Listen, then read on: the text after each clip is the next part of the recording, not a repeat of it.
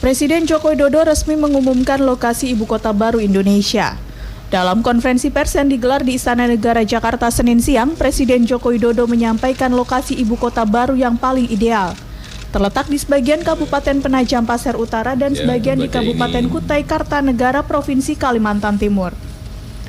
Presiden memilih dua kota ini diantaranya lantaran resiko bencana yang kecil, lokasi strategis yang berada di tengah-tengah Indonesia, infrastruktur yang relatif lengkap, dan di dua lokasi ini tersedia lahan yang sudah dikuasai pemerintah seluas 180.000 hektar.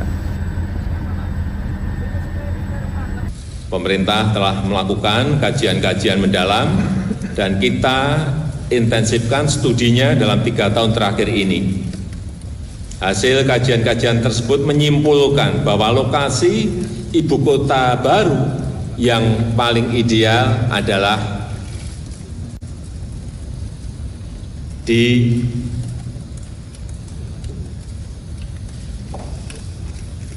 sebagian Kabupaten Penajam Pasir Utara dan sebagian di Kabupaten Kutai Kartanegara, Provinsi Kalimantan Timur.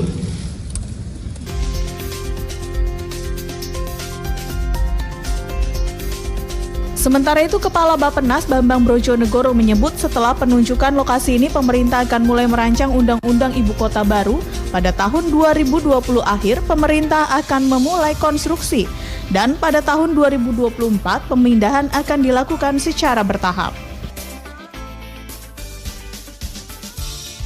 Tentunya 2020 tahun depan ini adalah fase persiapan sampai finalnya. Maksudnya persiapan itu sudah selesai di tahun 2020, baik itu dari master plan-nya, urban design-nya, building design-nya, desain bangunannya, sampai kepada kemudian dasar perundang-undangannya, terutama RUU-nya. 2020 akhir kita sudah mulai konstruksi, kita harapkan paling lambat 2024 proses pemindahan tersedia lahan yang dikuasai pemerintah. Gubernur Kalimantan Timur Isran Nur sendiri mengatakan pemerintah daerah Kalimantan Timur serta warganya sudah siap untuk menjadi ibu kota baru pengganti DKI Jakarta. Satu-satunya upaya pemerintah dalam mengurangi. Pemerintah daerah siap dan kita akan melakukan koordinasi dengan dua wali kota Samarinda dan Balikpapan, kemudian Bupati Kutai Kartanegara dan Bupati Penajam Pasir Utara. Itu kesiapan kita, tentu tidak ada pilihan lain kecuali harus siap. Kemudian dampak positifnya saya kira bukan hanya untuk kepentingan Kalimantan Timur, tapi dampaknya terhadap semua provinsi dan wilayah yang ada di Kalimantan, termasuk juga provinsi-provinsi yang ada di wilayah tengah dan timur. Kenapa? Karena juga akan membangun industrialisasi di luar Jawa. Kebutuhan biaya ibu kota baru diperkirakan mencapai 466 triliun rupiah. Presiden Joko Widodo menegaskan porsi APBN dalam pembiayaan ibu kota baru hanya 19%. Pembangunan sendiri akan dilakukan bekerja sama dengan pihak swasta. Deka Kautsar, JAK TV. Halo, selamat malam pemirsa, jumpa lagi di program Suara Jakarta di edisi hari ini, hari Jumat tanggal 30 Agustus 2019. Saya Sela Wangkar akan bersama Anda dalam 1 jam ke depan. Ya, akhirnya pemerintah ketok palu mengenai pemindahan ibu kota dari DKI Jakarta menuju ke Kalimantan Timur. Dan tentu saja ini akan membawa dampak yang akan dirasakan oleh ibu kota Jakarta saat ini.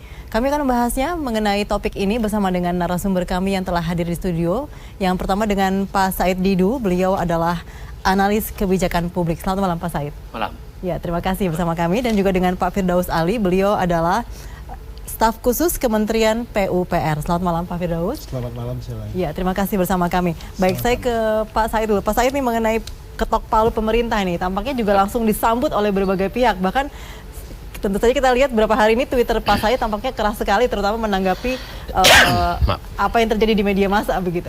Saya tidak, proses pemindahan ibu kota adalah proses politik. Proses politik dan keputusan sampaikan keputusan politik. Putusan politik hanya boleh dinilai oleh para politisi, saya bukan politisi. Yang saya pikirkan adalah sebenarnya ini kan gaya pengambilan keputusan antara teknokratis dengan politis. Gaya kelihatan Pak yang dipakai ini adalah gaya politis baru teknokratisnya. Jadi kalau teknokratisnya itu adalah kajiannya dulu baru selesai baru dinaikkan mengambil keputusan. Ini kan ininya dulu diambil baru seperti dijelaskan Pak Ketua Bapenas tadi, kajian detailnya itu baru sampai 2020. Jadi ini gaya pengambilan keputusan publiknya adalah keputusan politik dulu baru dilihat seperti apa. Karena banyak sekali masalah di bawahnya. Dan saya 20 tahun dalam birokrat, ini memang agak berat bagi birokrat karena terpaksa, kalau gini, birokrat itu ada dua biasanya, mencari kebenaran dan mencari pembenaran. Oke. Nah, kalau perencanaan teknokratis itu betul-betul analisis dulu secara objektif, baru naik ke atas untuk ngambil keputusan politik. Kalau ini keputusan politik dulu, baru teknokratisnya. Nah, sehingga ditanya Kementerian Keuangan juga uangnya belum tahu dari mana. Ini macam-macam masalahnya. Tapi ini kita hadapi bahwa sekarang apa boleh buat pasti terjadi debat yang agak. Dengan kata lain menurut Pak Said ini kajiannya belum mendalam begitu. Saya pikir mungkin tempatnya iya, tapi kajian yang lain-lainnya pasti masih, dan itu akan dihadapi, bapak-bapak pasti hadapi, itu biasa saja dalam sebagai birokrat. Jadi saya berharap teman-teman birokrat, saya bekas birokrat, jangan terlalu menjadi politisi juga gitu. Biarkan opini objektif itu masuk sehingga keputusannya menjadi bagus. Karena politik ini bisa benar tahun ini, tahun besar salah. Jangan sampai teknokratisnya mengikuti keinginan politis. Jadi tetap objektif. Nah, saya ingin menyatakan bahwa yang paling problem ini sekarang adalah karena ya saya bilang pembiayaannya dari mana. Nah, saya sudah mengupakan kira-kira tadi dikatakan bahwa hanya 19% dari APBN. Berarti kemungkinan besar adalah swasta. Kalau swasta berarti ada 3 kemungkinan terjadi. Satu adalah menyewa. Semua dibangun swasta, disewa. Nanti saya akan sampai tahu kendalanya masing-masing seperti apa. Yang kedua adalah BOT. Yang ketiga reslah. Reslah terhadap. Nah, kira-kira itu pilihan kebijakan yang akan dipilih. Nah, ini kita harus hati-hati karena saya yakin betul bahwa sangat penumpang gelap untuk mendapatkan keuntungan itu sangat tertarik melihat ini, dan ini harus dijaga betul karena ini sangat seksi bagi pengusaha, Kita tahu baru diumumkan hari ini harian media terbesar langsung iklan besar-besaran, publik pasti bertanya, oh dipindahkan karena si A, itu kan sangat sensitif karena opini seperti itu.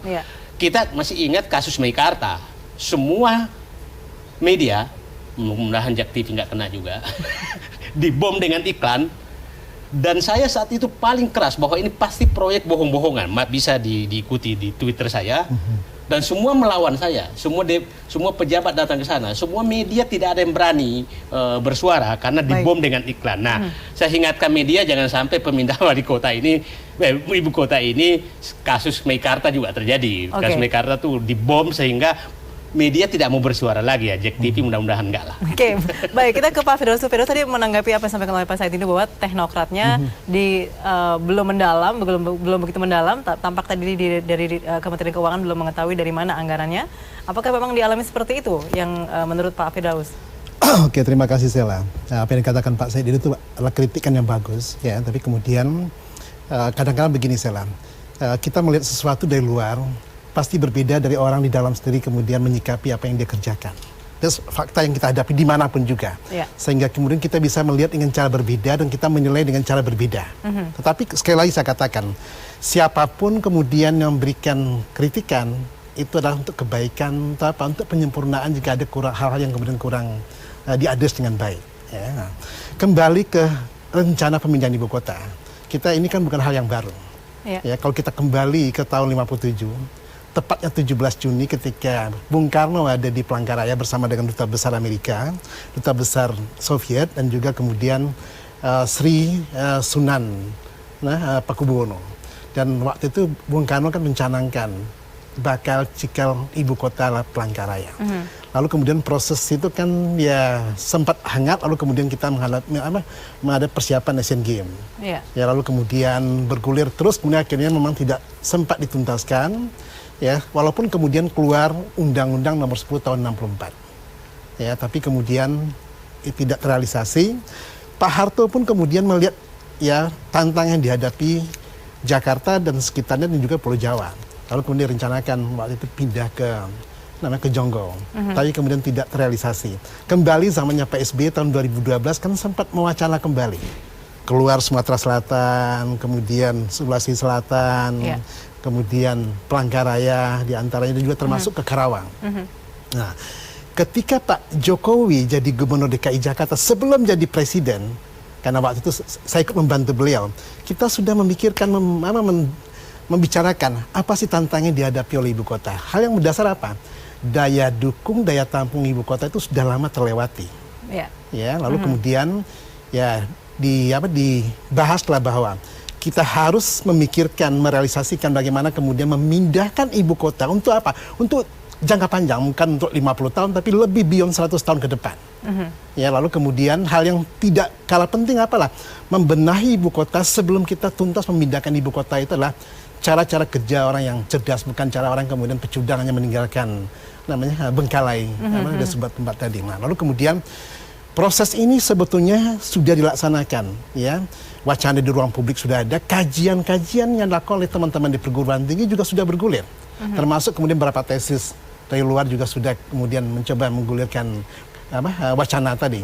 Fokusnya di Kalimantan, terutama Kalimantan Tengah, ya, Palangkaraya. Nah, lalu kemudian 1,5 tahun yang lalu, ya, di dalam sebuah ratas kemudian dimatangkan kembali rencana ini, ditugaskanlah Bappenas untuk melakukan kajian. Dan kami di Kementerian PUPR juga mendukung kajian tadi. Kenapa? Karena ujung-ujungnya nanti apa yang paling mendasar adalah infrastruktur. Karena tanpa infrastruktur, bagus apapun rencananya tadi tidak akan punya manfaat banyak. Jadi sekali lagi saya katakan bahwa sebetulnya perencanaannya sudah cukup kajiannya sudah cukup, hanya kan kemudian detailnya belum kita bahas. Kajian-kajian yang dikatakan Pak Said Didu tadi, misalkan aspek sosialnya, aspek lingkungannya, kemudian aspek geopolitiknya, bukan tidak ada, sudah dikerjakan, tetapi kan kemudian ini harus dimatangkan lebih dalam lagi. Kenapa? Karena semakin detail kita melangkah, semakin kelihatan bahwa ada hal yang harus perlu kita address dengan baik. Tampaknya pasti sudah tidak sabar ya untuk menanggapi, tapi kita harus break dulu sebentar Pak, kita break dulu, kami akan kembali bersama Anda sesaat lagi pemirsa.